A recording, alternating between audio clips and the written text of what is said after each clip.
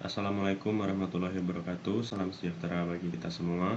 Yang saya hormati Bapak Andika Tias Nugraha selaku dosen pengampu mata kuliah Metodologi Penelitian Manajemen Industri.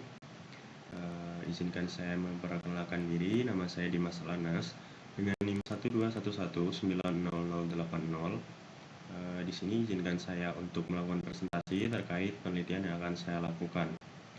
Nah, dalam penelitian kali ini dan juga presentasi hari ini, saya akan memaparkan beberapa poin, diantaranya adalah judul penelitian, latar belakang, rumusan masalah, tujuan penelitian, manfaat penelitian, batasan penelitian, serta gap penelitian. Nah, untuk poin yang pertama, judul penelitian, dan judul penelitian yang saya ambil kali ini yaitu pengaruh gaya kepemimpinan, budaya organisasi, dan hubungan interpersonal terhadap kinerja pegawai di Dinas Pekerjaan Umum, Cipta Karya, Tata Ruang, dan Pengairan Kabupaten Musirawas.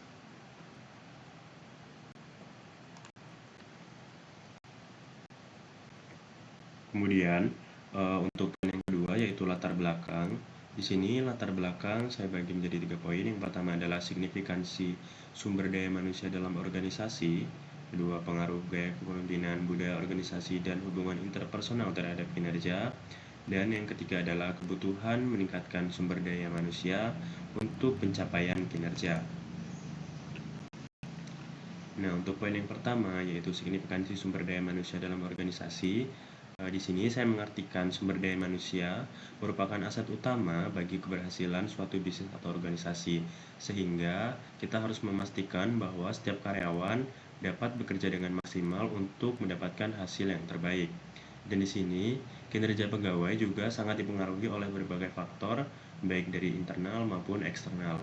Dan untuk mencapai tujuan organisasi atau tujuan perusahaan, setiap perusahaan harus selalu berusaha untuk meningkatkan kinerja pegawainya dari berbagai aspek. Kemudian yang kedua yaitu pengaruh gaya kepemimpinan, budaya organisasi, dan hubungan interpersonal terhadap kinerja. Di sini saya menjelaskan menjadi 3 bagian lagi sesuai dengan variabel yang saya ambil, yaitu gaya kepemimpinan, budaya organisasi, dan hubungan interpersonal. Yang pertama, gaya kepemimpinan merupakan faktor yang penting dalam mempengaruhi kinerja pegawai dan juga dalam membangun budaya kerja yang akan berpengaruh terhadap pencapaian kinerja organisasi. Dan di sini, gaya kepemimpinan yang efektif adalah suatu kepemimpinan yang adaptif, sehingga nanti hal tersebut akan berpengaruh dalam pencapaian suatu tujuan organisasi. Dan di sini pemimpin yang kompeten merupakan pemimpin yang dapat menginspirasi para karyawannya untuk dapat bekerja secara lebih baik dan juga dalam pencapaian visi misi ataupun tujuan organisasi. Kemudian yang kedua adalah budaya organisasi. Dan di sini budaya organisasi merupakan salah satu faktor kuat yang berfungsi sebagai panduan ataupun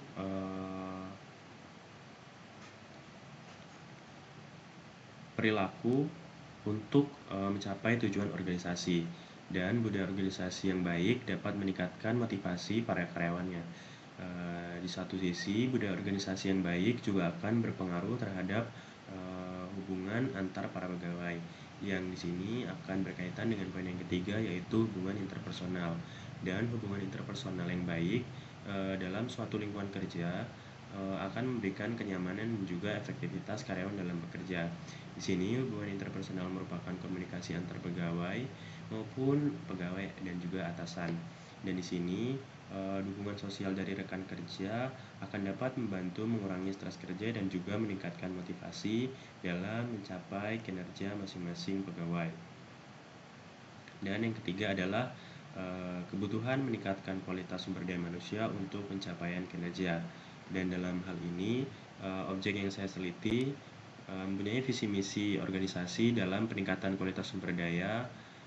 Itu adalah hal yang sangat penting karena fokus pada objek yang saya teliti yaitu dalam pelayanan masyarakat, sehingga diharapkan pegawai dapat memiliki sikap jujur dan tanggung jawab serta disiplin dan juga dapat memberikan pelayanan yang terbaik kepada masyarakat.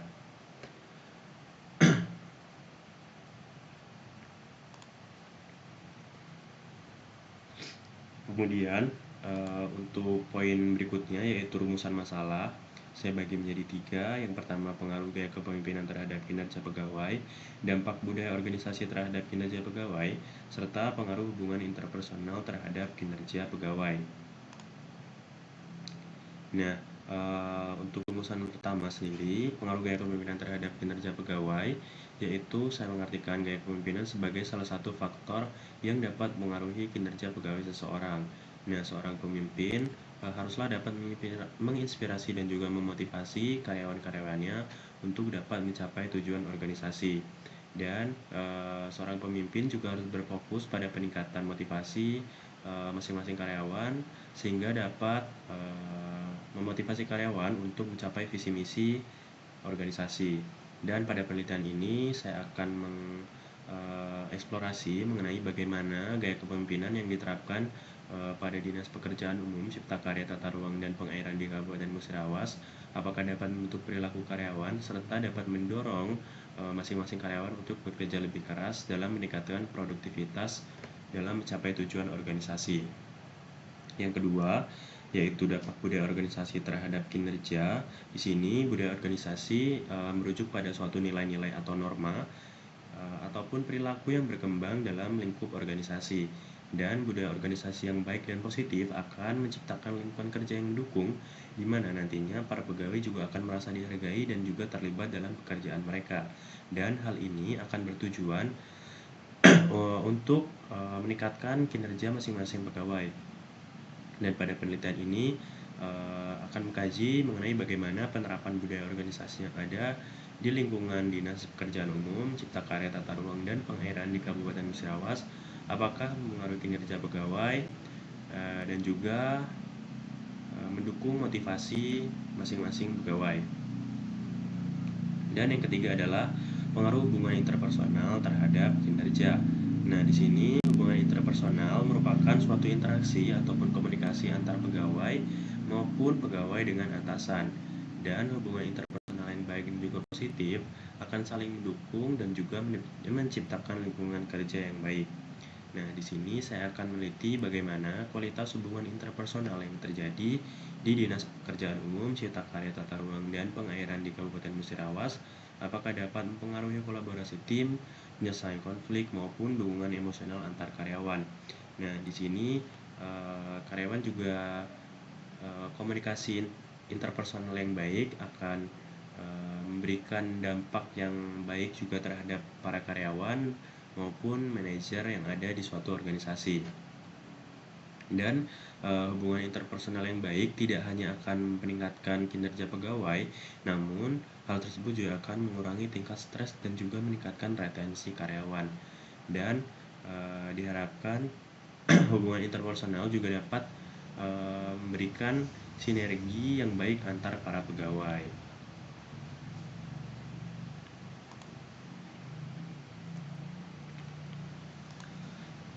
Nah, kemudian adalah tujuan penelitian.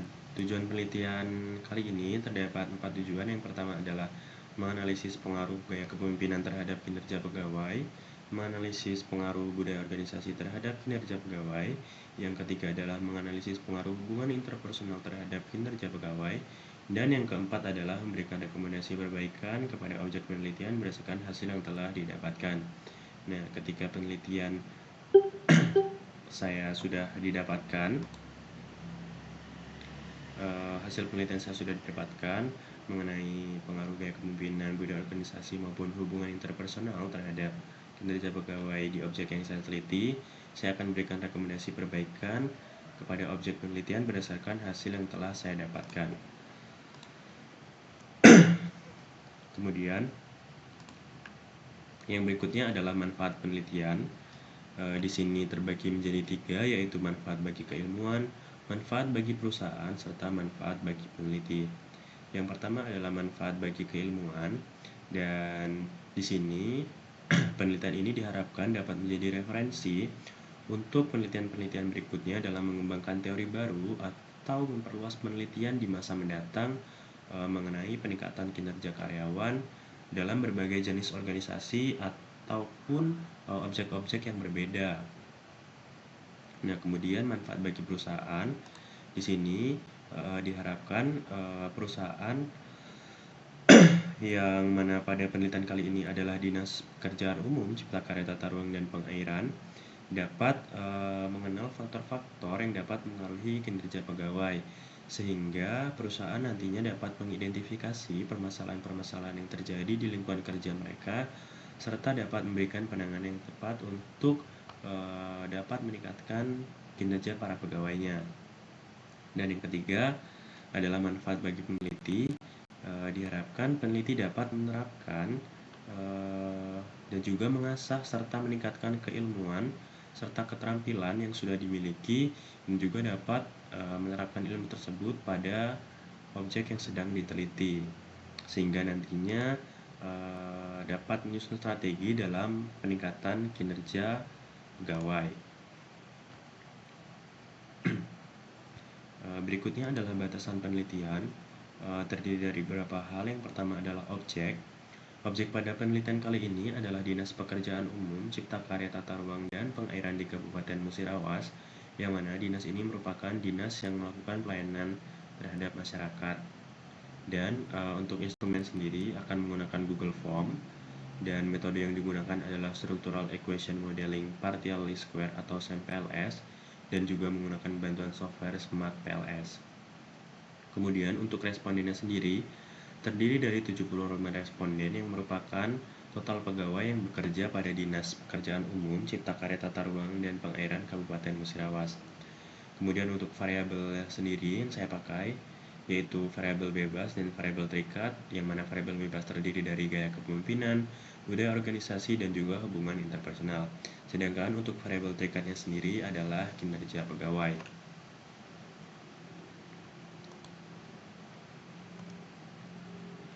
Dan yang terakhir adalah gap penelitian. Gap penelitian ini dengan penelitian sebelumnya itu saya bagi menjadi beberapa hal. Di antaranya adalah metode yang digunakan, kemudian variabel yang dipakai, serta responden dalam penelitian. Nah, untuk metode sendiri yang saya pakai dalam penelitian ini adalah Structural Equation Modeling Partial Least Square atau SEM-PLS. Kemudian untuk variabel sendiri saya memakai gaya kepemimpinan, budaya organisasi, dan juga hubungan interpersonal. Dan untuk responden dalam penelitian ini berjumlah 75 orang, yang mana responden tersebut adalah keseluruhan pegawai yang bekerja pada objek yang sedang teliti, yaitu Dinas Pekerjaan Umum, Cipta Karya, dan Tata Ruang, dan juga Pengairan Kabupaten Musirawas.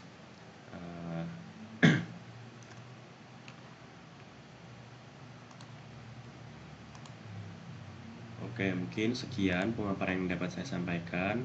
Apabila ada kata-kata yang salah, saya mohon maaf. Saya akhiri. Wassalamualaikum warahmatullahi wabarakatuh.